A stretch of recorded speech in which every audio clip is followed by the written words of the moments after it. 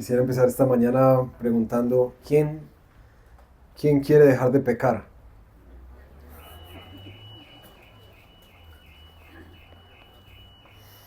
Cuando uno arranca a caminar con el Señor, y como lo hemos visto, los primeros pasos en la fe, de esa sensibilidad que el Señor pone en nuestro corazón por Él, como que lo necesitamos buscar, y como hemos hablado en las predicaciones pasadas, nuestra conciencia nos ayuda a entender que sí, no solamente necesitamos buscar a Dios, sino reconciliarnos con Dios, que hay cosas en nuestra vida que no están en orden y necesitan ser puestas en orden. Desde esos primeros momentos de nuestra vida hasta los más avanzados, cuando llevamos años caminando con Jesús,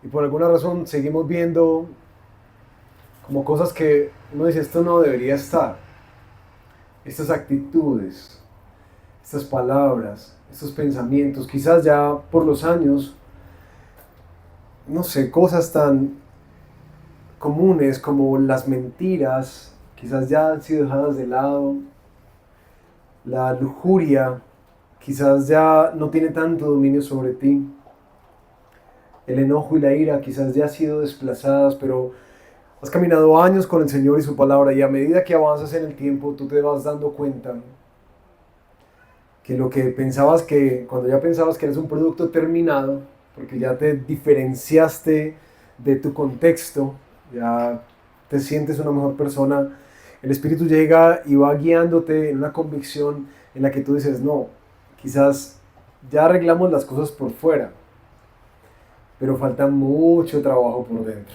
mucho trabajo.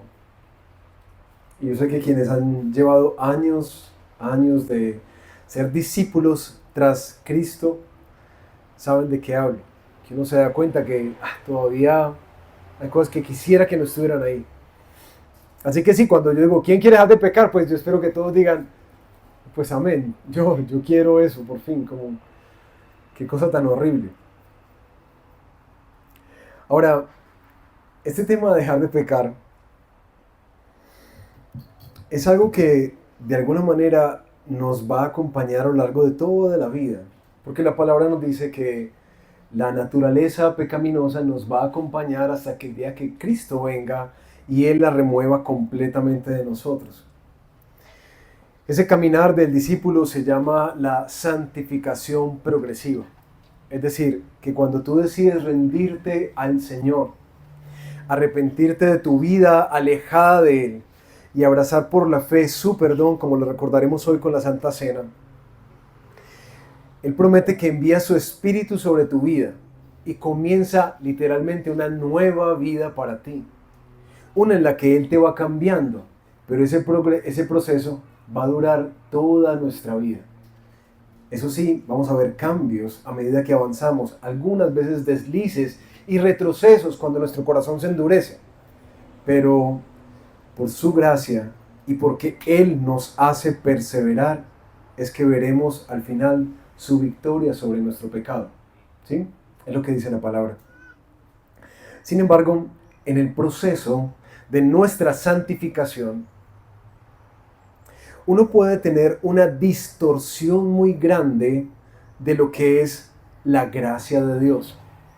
Y creo que esa ha sido una de las grandes dificultades que nosotros hemos tenido a medida que entendemos que Dios nos ha perdonado gratuitamente a través de su Hijo Jesús.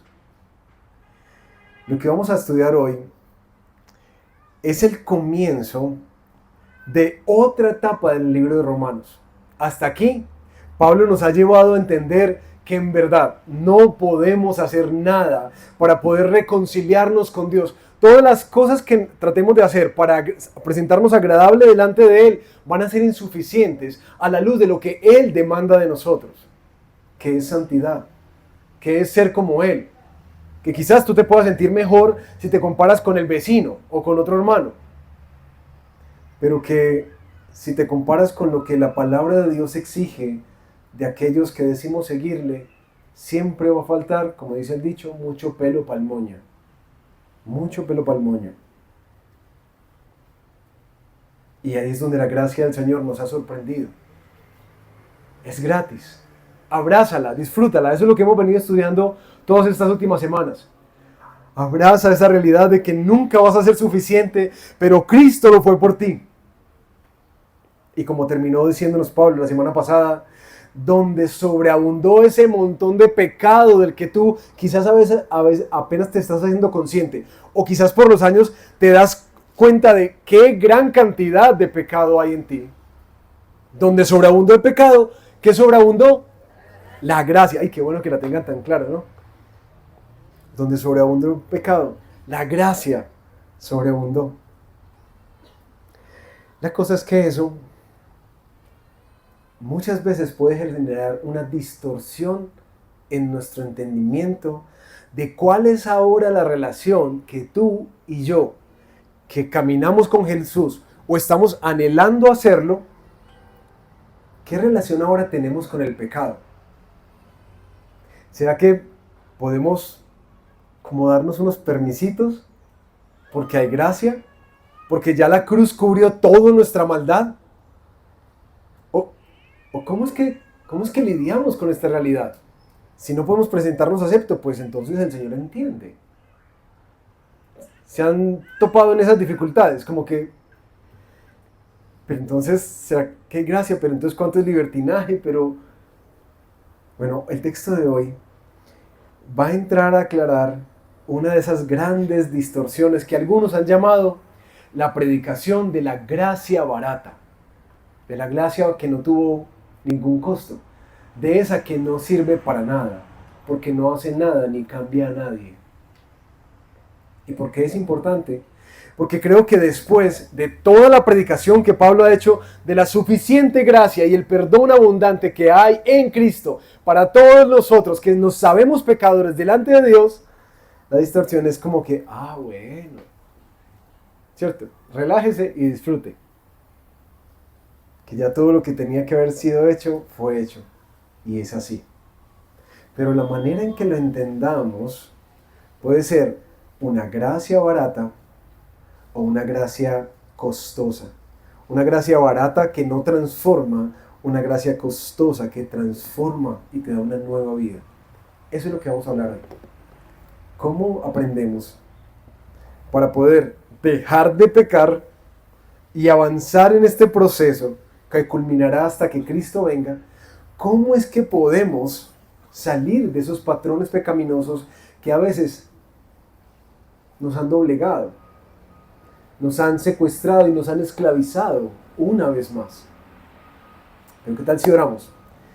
Y le pedimos al Señor que abra nuestro entendimiento y que abra su palabra para nosotros, poder comprender cómo es ahora la relación de un seguidor de Jesús con su pecado. Señor, yo sé que como yo, la gran mayoría de mis hermanos y amigos que están aquí reunidos,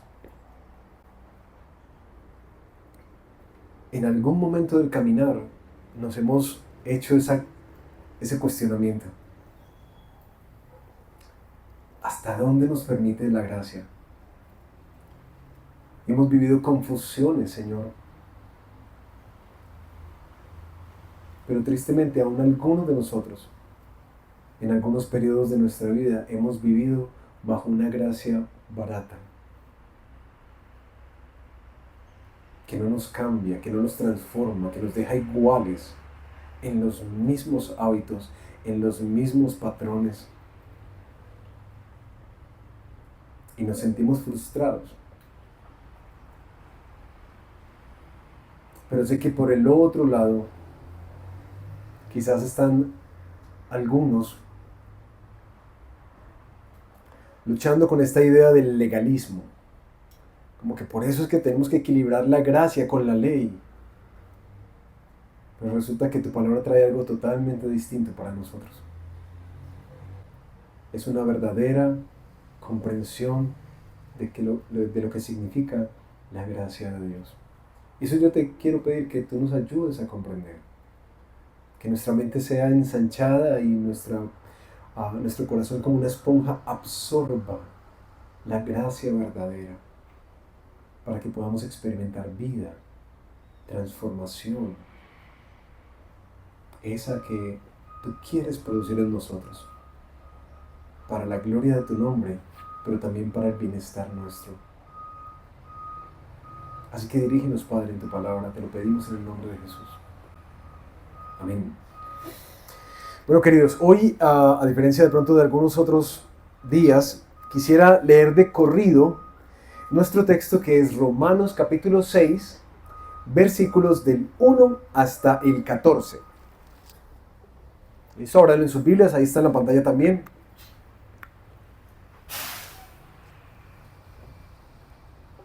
¿Qué diremos entonces?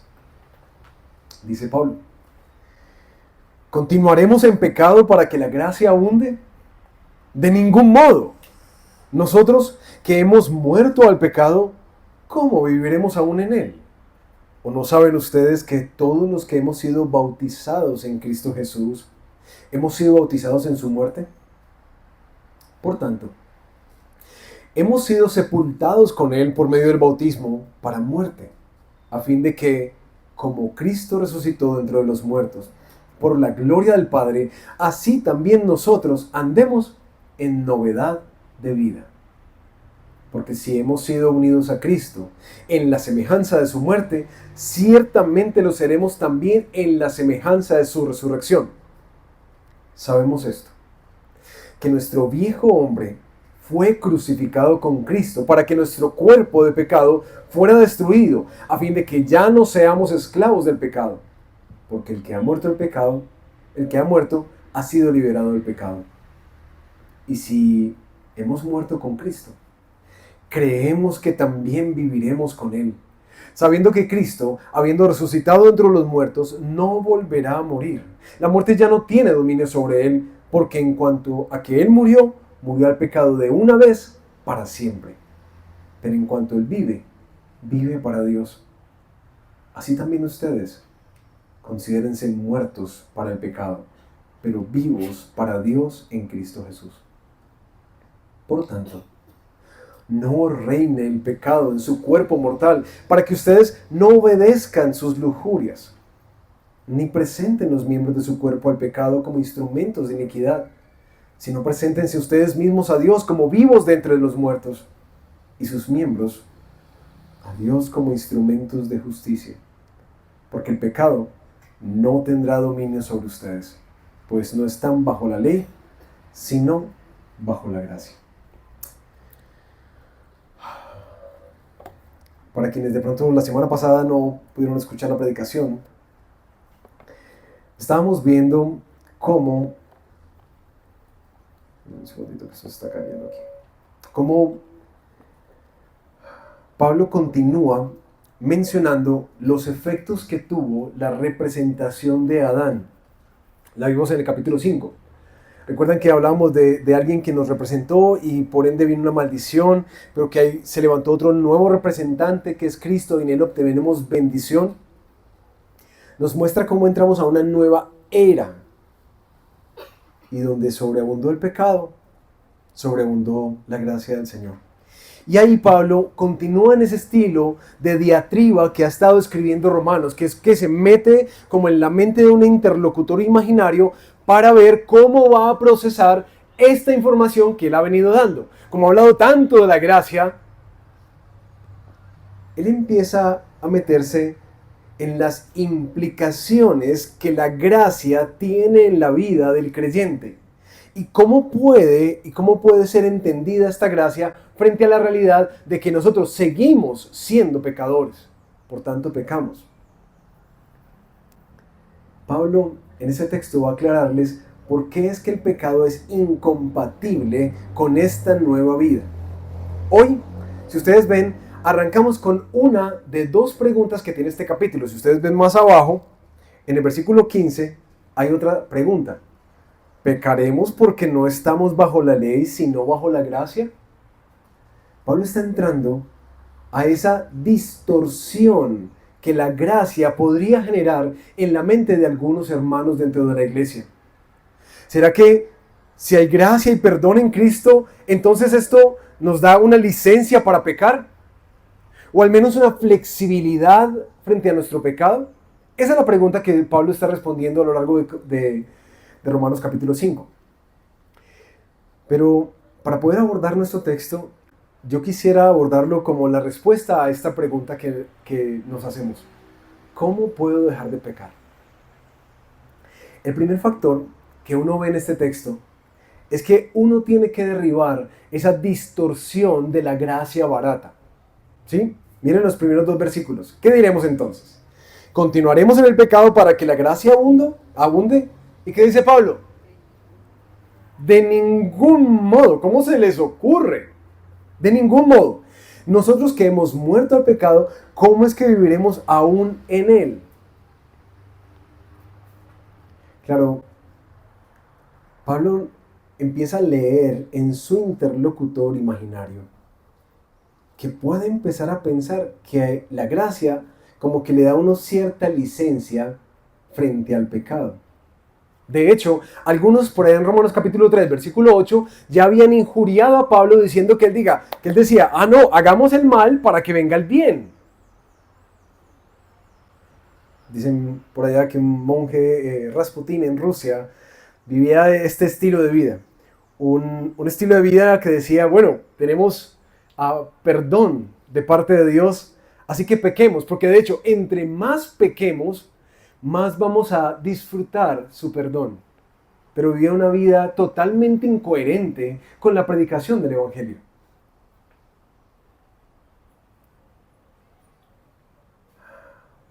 Si predicamos la gracia, siempre nosotros sentimos que hay un gran riesgo que se corre, ¿o no?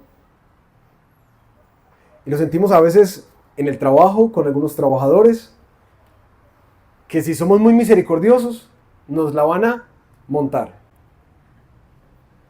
Lo sentimos a veces con los hijos, que si les damos muchas concesiones, entonces nos la van a montar. Y lo mismo pasa en la iglesia. Sentimos que si hablamos tanto de perdón y de gracia, entonces al final nos la van a montar. O no a nosotros, al Señor. Y vamos a tratar de resolver acá cómo es que se balancean estas dos cosas. Ahora, inicialmente, creo que para la mayoría de nosotros, esa inquietud de Pablo es algo como ilógico. ¿Cómo así que vamos a perseverar en el pecado para que la gracia abunde? Eso es muy bobo. No. Pues ¿quién va a creer eso? ¿Cierto que sí? Pues, obviamente no. Si uno ha caminado con el Señor y uno ha leído los primeros 5 capítulos de Romanos, uno dice, pues obviamente no. Pero mis hermanos, aunque eso suene tan extraño, yo creo que nosotros muchas veces caminamos en ese mismo pensamiento. Muchas veces. Pero nuestra ecuación es diferente.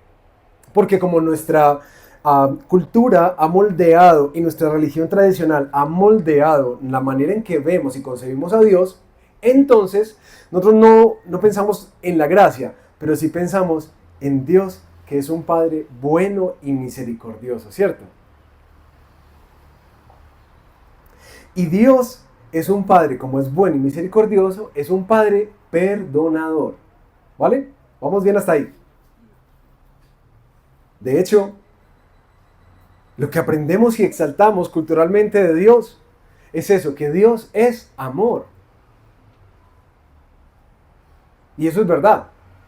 Él es así.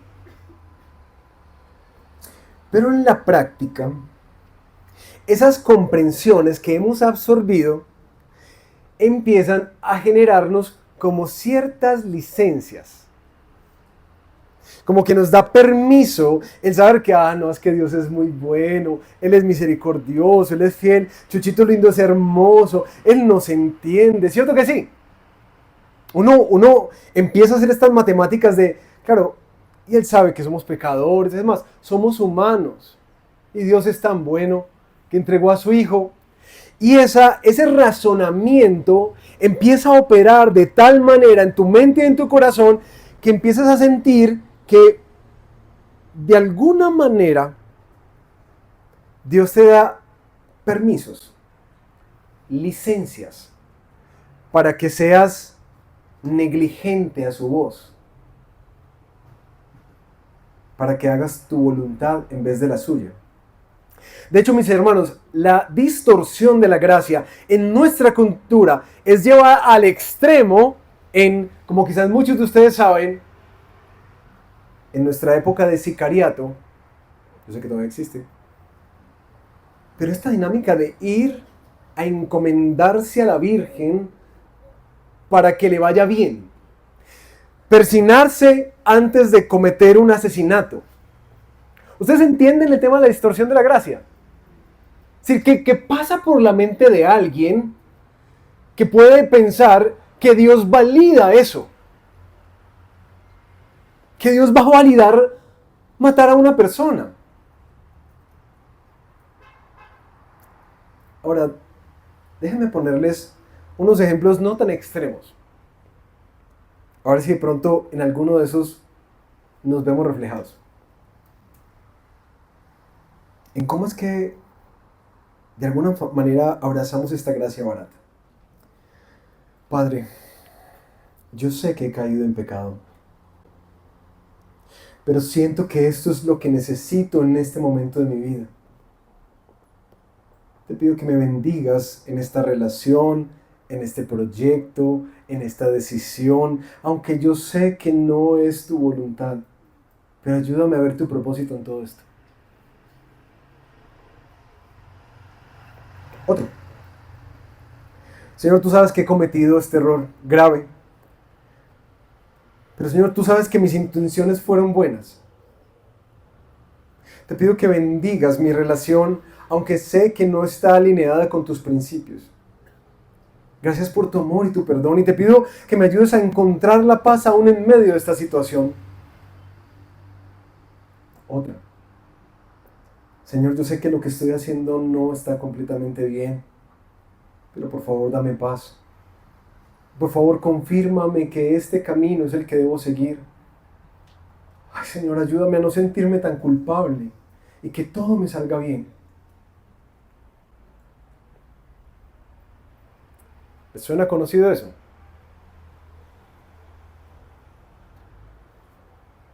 No les voy a pedir que levanten la mano, pero siento que muchas veces nuestras oraciones son como así.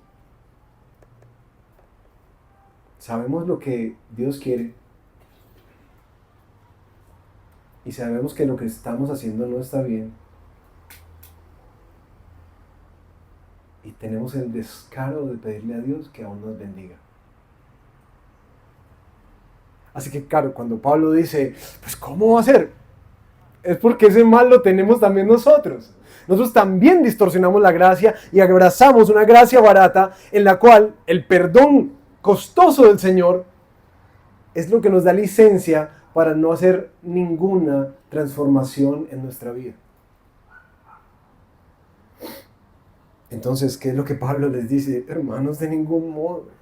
¿Cómo ustedes creen que el Señor entregó su vida en la cruz para que ustedes tengan ahora una licencia para pecar? Entonces, ¿cómo pueden pensar eso? ¿Y cuál es la razón? Dice Pablo en el versículo 2. Hermanos, nosotros que hemos muerto al pecado, ¿cómo es que viviremos aún en él? Y ahí Pablo está respondiendo la pregunta más profunda. ¿Por qué es que un creyente no continúa viviendo? Es decir, que su estilo de vida no se caracteriza porque peca deliberadamente. ¿Por qué es que eso no es posible? ¿Por qué es que eso no es compatible? Ahí está diciendo Pablo. Sencillamente, porque nosotros ya morimos a él. Ya murió. Ese pecado que te dominaba, que te conducía lejos del Señor, a ese pecado ya moriste. Y en este punto, Pablo va a ampliarnos la comprensión de nuestra fe en Cristo y las implicaciones en la vida cotidiana, en la manera en que lidiamos con el pecado. Y lo hace, como vemos en el versículo 3, con una imagen, la imagen del bautismo. ¿Lo vieron ahí? Versículo 3. ¿O no saben ustedes que todos los que hemos sido bautizados en Cristo Jesús, hemos sido bautizados en su muerte? La pregunta para algunos es como, ¿qué es ese tema del bautismo? ¿Sí? Y vale la pena hacer un paréntesis breve para explicar ¿qué es eso de ser bautizados en Cristo Jesús? Porque Pablo dice, si tú fuiste bautizado en Cristo Jesús, entonces tú ya estás muerto al pecado. ¿Cómo vas a vivir en él? Pero ¿qué es lo que pasa en esa imagen? Por allá en Mateo 28, Jesús da una gran comisión antes de ir al cielo.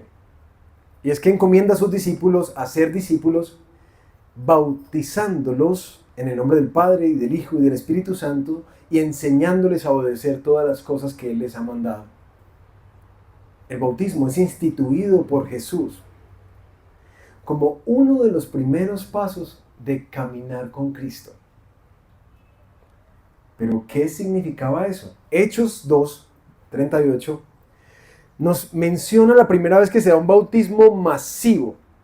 Resulta que Pedro predica y la multitud es conmovida, se siente compungida por el pecado y le dice a Pedro, ¿qué tenemos que hacer? Y Pedro, ¿qué le contesta? Arrepiéntanse y bautícense en el nombre de Jesús para el perdón de sus pecados. En últimas, el Señor deja esta ordenanza para la iglesia hacia el futuro. Una de dos que recordaremos hoy. La primera, el bautismo. La segunda, la Santa Cena. Cosas que Él ordena como algo que el discípulo de Jesús siempre hará. La primera es un símbolo que representa algo. Cuando vemos en las Escrituras el tema del bautismo, Pablo va a hablar de dos elementos, la muerte de Cristo y la resurrección de Cristo, que básicamente es lo que se simboliza cuando dentro de la iglesia cristiana nosotros invitamos a una persona a dar una declaración de fe pública, de que ha creído y ha puesto su confianza en el nombre de Jesús, que se arrepiente de sus pecados y de vivir una vida alejada del Señor, y ahora pone su confianza completamente en el Señor y muere junto con Él. Por eso sumergimos completamente a una persona dentro del agua para simbolizar su muerte y su sepultura. Pero posteriormente, la persona no se queda en el agua, porque literalmente moriría, ¿no? Posteriormente, ¿qué pasa? La persona se levanta, simbolizando que el viejo hombre ha muerto, que ha sido sepultado juntamente con Cristo y que ahora se levanta una nueva persona, una nueva creación que ha estado unida a Cristo. Y Pablo nos va a mostrar cómo es que ese entendimiento de la verdadera gracia, de lo que pasó en esa cruz, cambia la manera en que lidiamos con el pecado. Nuestro texto nos muestra una y otra vez que ese símbolo es como una representación, que lo que Cristo padeció en esa cruz y en esa tumba, cuando la abrió y se levantó entre los muertos, es lo mismo que tú y yo pasamos, porque Él nos representa. La semana pasada hablábamos de la representación de un gobernante o de un presidente, que implica consecuencias para todos nosotros. Quizás otro ejemplo que nos ayude a entender eso que alguien más hace, pero que nos representa a todos, es lo que nos pasa cuando vemos un partido de fútbol de la Selección Colombia. ¿Sí? ¿Nosotros qué decimos cuando la selección gana? ¡Ganamos! ¿Y qué decimos cuando la selección pierde? Perdieron. Perdimos. ¿Cierto? Ganamos y perdimos. ¿Por qué? Porque la selección nos representa como colombianos. Pablo está utilizando esta analogía del bautismo, esta ordenanza para ayudarnos a entender que lo que Cristo murió es lo mismo que pasó. Cuando Él murió, nosotros morimos. Cuando Él se levantó entre los muertos, nosotros nos levantamos también para una nueva vida. Y los versículos que siguen hacia adelante van a ayudarnos a entender qué es lo que nosotros tenemos que recordar, creer y predicarnos para poder romper con los patrones pecaminosos de nuestra vida. ¿Qué es lo que necesitamos? Entender, creer y predicarnos para romper con los patrones pecaminosos de nuestra vida. ¿Y por qué vemos esto? Si ustedes vieron el texto, se repite varias veces, casi en cada párrafo, esto sabemos, esto sabemos, esto sabemos, esto creemos. Ante la pregunta, ¿perseveraremos en el pecado para que la gracia abunde? Pablo dice, no. ¿Por qué? Porque un creyente sabe esto, entiende esto, cree esto, se predica esto. Es algo que él sabe que el creyente verdadero ya tiene en su comprensión. Y esa comprensión teológica, que a veces está aquí, pero todavía no ha bajado aquí, esa comprensión teológica es la que Pablo les está argumentando para que entiendan cómo es que cambia uno en la vida. Y no sé si se han dado cuenta que uno a veces sabe más de lo que realmente experimenta, especialmente en la fe. Uno sabe más cosas que las que uno experimenta. Y Pablo refuerza, para quienes están luchando con esa idea de la gracia barata, recuerda la gracia verdadera. ¿Qué implica? 3 cosas. Que has muerto al pecado, que te has levantado una nueva vida y que ahora vives para Dios. Esas son las 3 cosas que nos va a desglosar de aquí para abajo. Vamos a ver la primera. Hemos muerto al pecado. Miren el versículo 2. Nosotros ya morimos al pecado. Versículo 4. Nosotros fuimos sepultados con Cristo por medio del bautismo para muerte. Ya. Versículos 6 y 7. Nuestro viejo hombre. ¿Quién? Ese que nos representaba en Adán. Ese que representaba una naturaleza hostil a Dios, rebelde. Ese fue crucificado con Cristo. Que cuando lo clavaron ahí para darle muerte, ese mismo viejo hombre nuestro fue clavado junto con él en la representación que él hace. Ya no estamos más en Adán, porque ese ya murió. Mis hermanos, recuerden, les dice Pablo, que fue crucificado para que el cuerpo de pecado fuera destruido, a fin de que ya no seamos esclavos del pecado, porque al morir fuimos liberados del pecado. ¿Cuál es la imagen que Pablo está construyendo para que ellos entiendan y afirmen lo que ellos saben intelectualmente, pero que necesitan bajar no solamente a lo que sienten, sino también a lo que hacen? Hermanos, lo que Cristo hizo al representarnos fue pagar por tu pecado. Así que sí, hay perdón, pero también hay algo más. Y es que ese cuerpo de pecado que antes los tenía subyugados, esclavizados. Y miren la figura tan impresionante que la Biblia enseña acerca del mal en el mundo, que es como un señor, un tirano, gobernante, que te tiene por el cuello, sujeto a su voluntad. Es muy curioso que en nuestro tiempo, en nuestra cultura, nosotros alegamos que seguir nuestro propio corazón es ser realmente libres. ¿Ustedes han escuchado eso?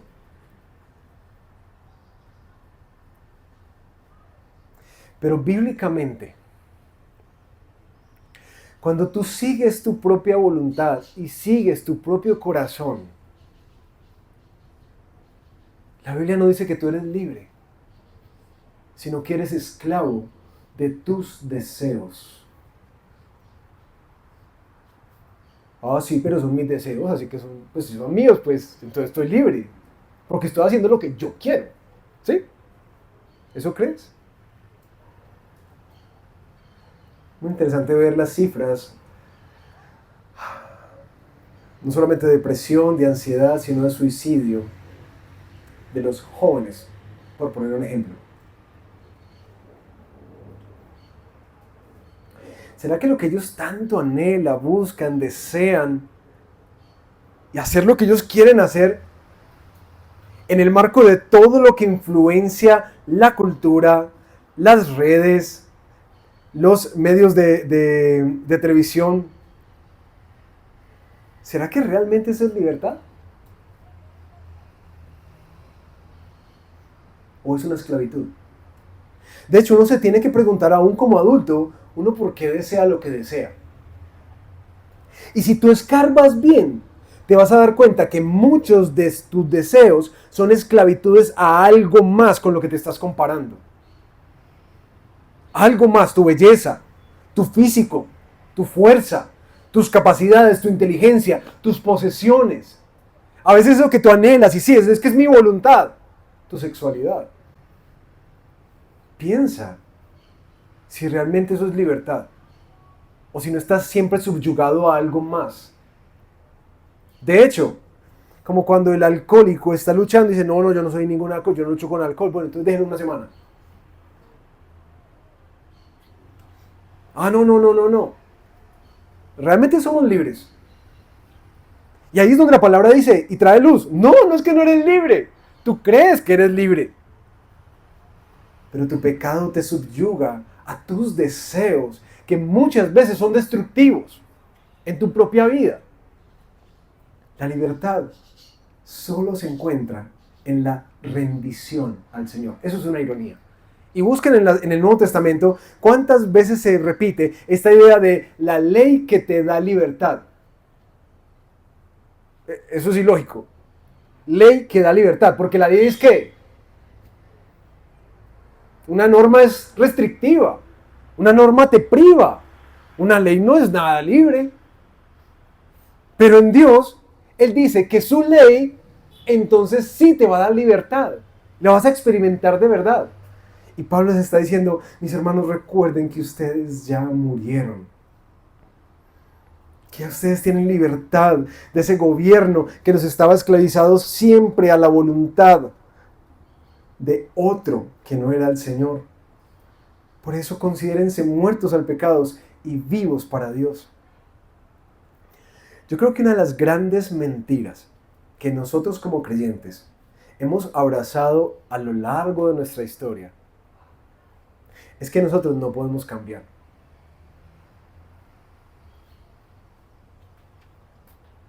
Muchos de nosotros sentimos que este pecado es demasiado fuerte, que esto es imposible de dejar. Pero una de las cosas en las que el Señor hace algunos años me despertó era justamente con este versículo que afirmaba, Jonathan, hijo mío, yo ya te hice libre. Así que si tú cometes este pecado, en últimas es una voluntad, es una decisión que tú estás tomando con tu libertad. Y si no me creen, vayan por allá a Gálatas capítulo 5 y 6 para cuando Pablo les está diciendo, hermanos, por favor, no se dejen otra vez gobernar por los deseos pecaminosos, sino que déjense gobernar por el Espíritu. Porque sí, ahora el creyente, como ha sido liberado de esa esclavitud y de esa ceguera en la que no veíamos nuestro pecado, no lo veíamos, pero ahora sí, nuestros ojos son abiertos y nuestro corazón es renovado. Ahora nosotros sí tenemos un poder que Él nos dio para decirle no al pecado. Y creo que muchos de nosotros como creyentes hemos vivido en la esclavitud por la mentira de que no podemos salir de ella. Y en consecuencia hemos venido cosechando destrucción y acumulando juicio para nosotros. Pablo dice, mis hermanos, la verdadera gracia te dice, tú ya eres libre.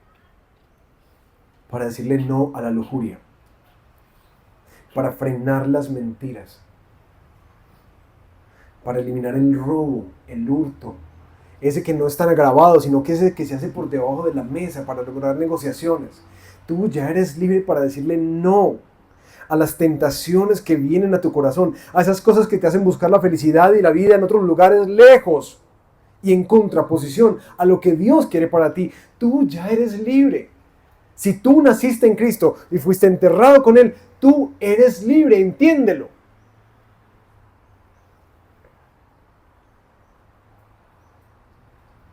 Ya no somos más esclavos. Y eso es una gran noticia. Pero lo otro que Pablo nos añade para predicarnos, estamos muertos, ya morimos, pero no nos quedamos muertos, nos levantamos a una nueva vida Y miren los versículos 4 en adelante, resucitados igualmente por la gloria del Padre. La palabra muestra que fue el poder eficaz de Dios, el mismo que levantó a Cristo de entre los muertos. El mismo poder es el que nos cogió cuando estábamos muertos en nuestros delitos y pecados y nos levantó para una nueva vida. Para que andemos en novedad de vida. ¿Cuál es el propósito por el cual Dios metió la mano en el fango para sacarnos a nosotros? ¿Para qué? ¿Para que vivamos en los mismos pecados de siempre? No, para que tengamos vida nueva. Algo que es totalmente diferente. Como dice 2 Corintios 5, que si alguno está en Cristo, una nueva criatura es. Las cosas viejas pasaron y aquí todas son hechas nuevas. Fuimos resucitados por una nueva vida, y no solamente una vida que es transformada, sino una vida que se vive ahora con Cristo, versículo 8, y que se vive ahora con un propósito diferente, y es que es vivida no para nuestros deseos egoístas y para esa esclavitud de los deseos de nuestro corazón, sino que ahora es una vida que puedes vivir para lo que fue creada desde un principio, que es vivirla para Dios, y ahí encuentras libertad. Lo tercero y último que Pablo nos dice: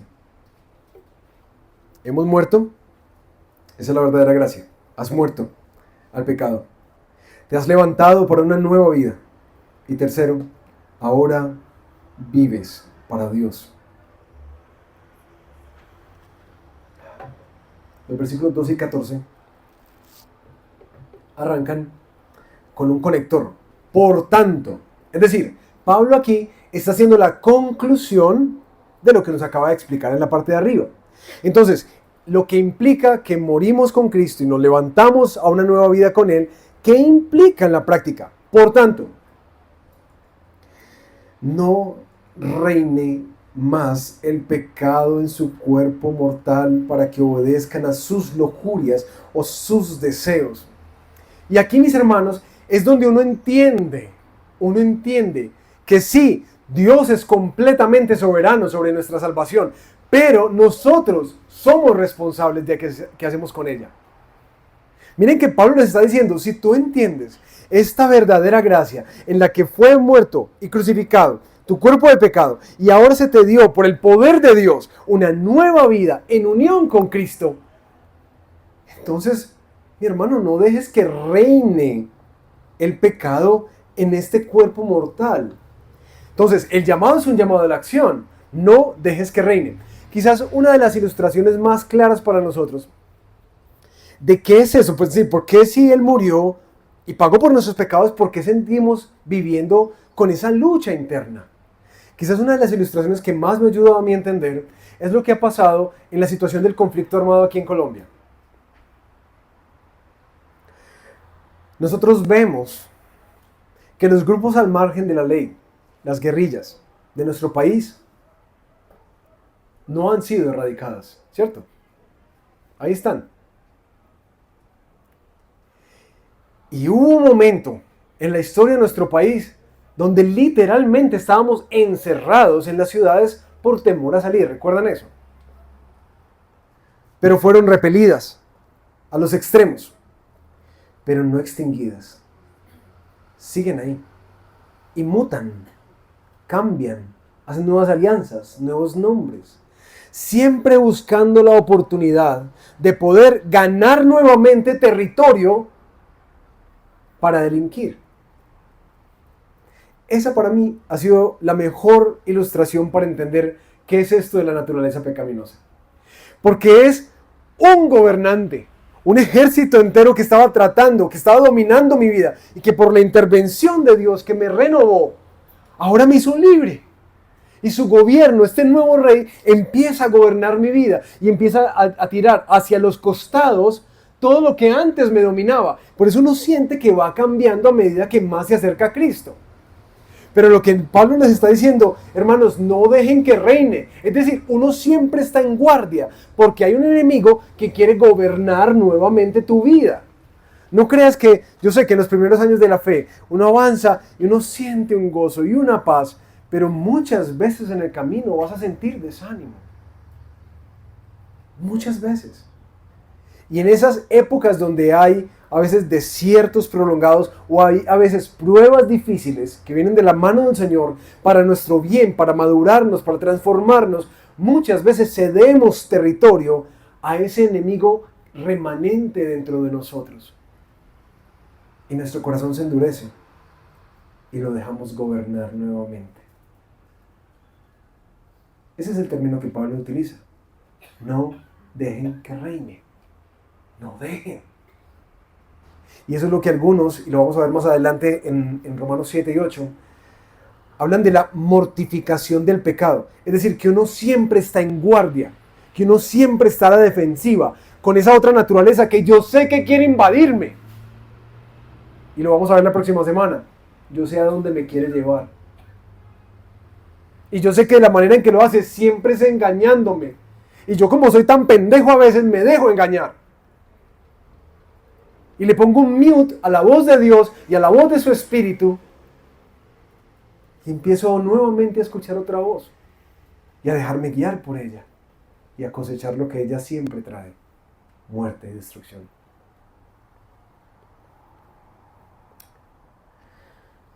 Dice Colosenses 3, 1 al 7. Si ustedes pues han resucitado con Cristo, busquen las cosas de arriba, donde está Cristo sentado a la diestra de Dios, y pongan la mira en las cosas de arriba, no en las de la tierra, porque ustedes han muerto y su vida está escondida con Cristo en Dios. Cuando Cristo nuestra vida sea manifestado, entonces también ustedes serán manifestados con Él en gloria. Por tanto, consideren los miembros de su cuerpo terrenal como muertos a la fornicación, la impureza, las pasiones, los malos deseos, la avaricia, que es idolatría. Pues la ira de Dios vendrá sobre los hijos de desobediencia por causa de estas cosas, en las cuales ustedes también anduvieron en otro tiempo cuando vivían en ellas. Hermanos, eso ya no hace parte de ustedes. Sino, dice Pablo, no es solamente resistir, sino avanzar hacia algo. Preséntense ustedes mismos a Dios, como vivos dentro de los muertos. Y ahí está este entendimiento de Pablo, que esta nueva vida no solamente nos hace estar constantemente alertas del enemigo que siempre, por huequito que le dejemos, huequito que se va a meter, sino que constantemente enfoquemos nuestra mirada en el Señor y nos presentemos nosotros mismos como vivos dentro de los muertos. Sí hay una actitud presente para nosotros, una acción que tenemos que hacer, y es que nos presentamos delante de Dios, cultivamos esta relación con Dios, dependemos constantemente de Dios, nos enlistamos para lo que Dios quiera, porque ahora Él es a quien le hemos cedido el gobierno de nuestra vida. Porque Él por todos murió, dice 2 Corintios 5, para que los que viven ya no vivan más para sí, sino para aquel que murió y resucitó por ellos. Porque sabemos que el pecado no tendrá dominio sobre ustedes. Escuchen esta esperanza tan bonita. Es una certeza. Porque recuerden que la batalla que les está guiando Pablo a los hermanos en Roma, que están luchando con esta gracia barata, es predícate la gracia verdadera. Esa que también te dice, el pecado ya ha muerto. Tú te levantaste para una nueva vida por el poder de Dios. Ahora te presentas para vivir delante de Dios. El pecado no te va a dominar de nuevo porque tú le perteneces a Cristo. No te va a dominar. Hay una certeza de esa victoria que es esperanza para nosotros. Que el pecado ha sido vencido. Que su poder ha sido vencido. Y esperamos la erradicación de su presencia en nuestra vida. Sin embargo, en ese último versículo, yo veo que Pablo como que encapsuló un secreto. El secreto para poder vencer el pecado. Así que si te has dormido hasta aquí, despiértate. El secreto del poder para vencer el pecado. Miren ese último versículo. Porque el pecado no tendrá dominio sobre ustedes, pues La razón de que el pecado no tiene dominio sobre ustedes es que no están bajo la ley, sino bajo la gracia. Procesen un momentico eso. La razón por la que el pecado no tiene dominio, señorío, gobierno sobre ustedes es que ustedes ya no están bajo la ley, sino bajo la gracia.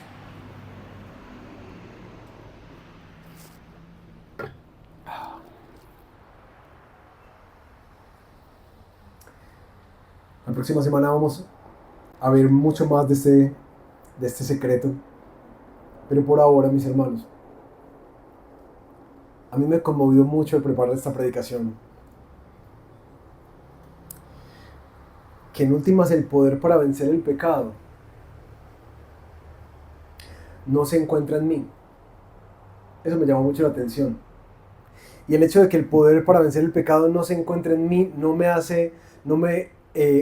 me quita la responsabilidad de pelear contra él, como claramente nos lo ha expuesto. Pero me llama la atención es porque el pecado no se va a enseñorear porque yo ya no estoy bajo la ley, sino bajo la gracia. Que tiene que ver una cosa con la otra. Lo que yo he podido ver en mi caminar con Cristo y en las Escrituras es que en últimas la ley siempre va a producir muerte. Tratar de presentarte prueba delante de Dios a través del cumplimiento de la ley, a través de esa regla moral que tú tienes, siempre te va a mostrar lo insuficiente que tú eres. Pero cuando meditas en el amor gratuito de Dios que te ha dado en Cristo y entiendes el sacrificio completo que Él hizo a tu favor, eso que llamamos gracia y gracia costosa, gracias, eso que uno no merece, pero que libremente se le es entregado. Cuando tú entiendes lo que se te desempaquetó en Cristo para que tú disfrutes la vida con libertad y empieces a cosechar la vida que Dios quiere para ti, para tu familia, para tus hijos, para tu trabajo, para tus relaciones. Cuando tú entiendes todo lo que se otorgó sin ser merecido, entonces, y solo entonces, es que creo que en verdad el pecado pierde dominio sobre nosotros. Que a medida que yo entiendo cuánto nos ha amado Dios en Cristo Jesús, más va desplazándose el pecado sobre mi vida. Es curioso, pero creo que es lo que la primera carta de Juan nos dice. En última, nosotros amamos a Dios porque Él nos amó primero. Y a quien más se le ha perdonado, más ama. Quienes más han podido experimentar su perdón, más anhelo tienen por la santidad. ¿Dónde radica el poder para erradicar el pecado? No radica en tus propios esfuerzos, aunque tendrán parte en el camino, pero radica el poder en el Evangelio de su gracia, que ya Él lo ha hecho. Porque a quien nos ha dado tanto, uno nunca lo quiere defraudar. Uno nunca lo quiere defraudar. Y eso es lo que Dios ha hecho en Cristo. Darnos absurdamente, desmedidamente. Y cuando tú logres entender eso y percibir el impacto de ese amor que sobrepasa nuestro entendimiento, vas a ver que te sabe ya insípido pecar. No tiene sentido. Y de hecho, los gobiernos del deseo, los deseos que gobiernan tu corazón van a ser desplazados porque lo que tanto estabas buscando ya lo tienes en Él. Ahí les dejo este secreto. ¿Qué tal si oramos?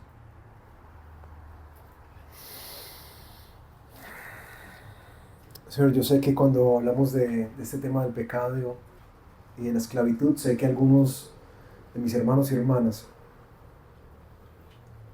hoy están esclavizados al pecado.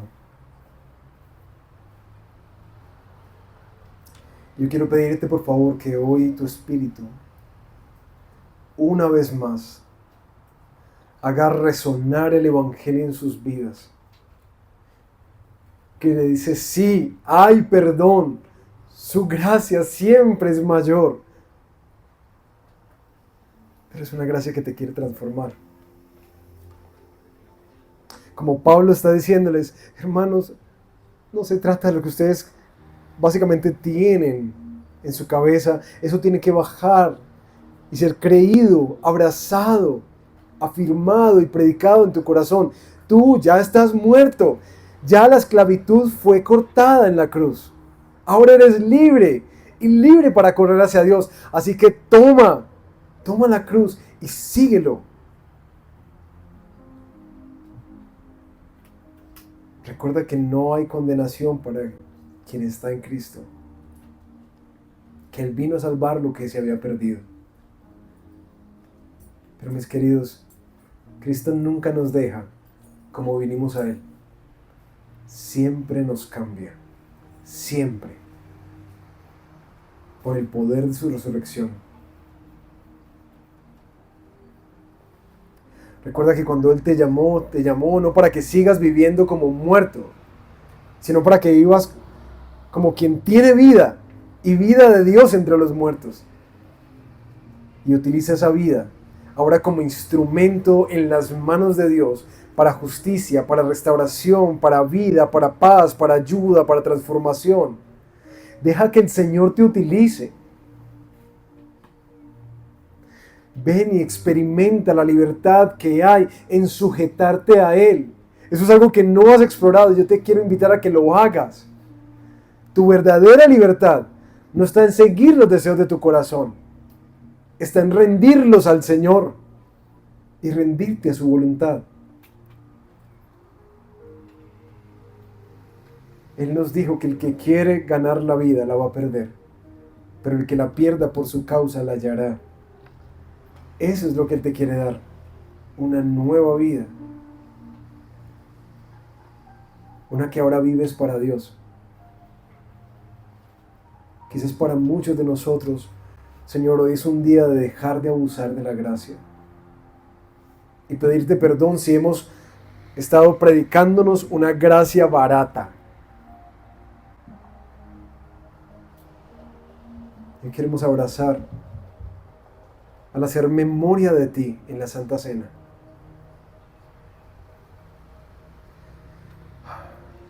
Que tu gracia fue muy costosa, muy costosa. Como para desperdiciar esta nueva vida, volviéndonos nuevamente esclavos del pecado y usando nuestro cuerpo para lo que destruye y no para lo que construye. Te pedimos perdón, Señor. Y te pedimos una vez más, ayúdanos a entender qué es lo que ha sido ganado por nosotros en Jesús, para que tengamos vida y la tengamos en abundancia.